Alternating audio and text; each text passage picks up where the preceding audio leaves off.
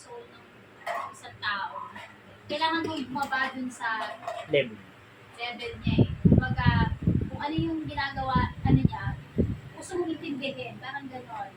So, sasamahan mo siya ganyan, pero hindi dapat aabot na gagawin mo rin yung mga ginagawa. Kumbaga, ikaw dapat yung magpa-realize na mali yan. So, sabi nga dun sa Matthew, naisip ko na.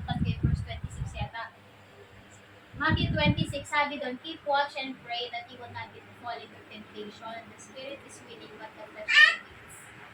Diba po? So, kahit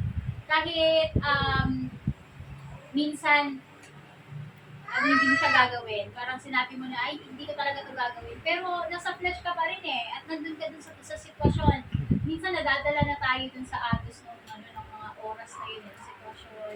Na wala ka ng choice kundi sumama na lang. Mga ganyan.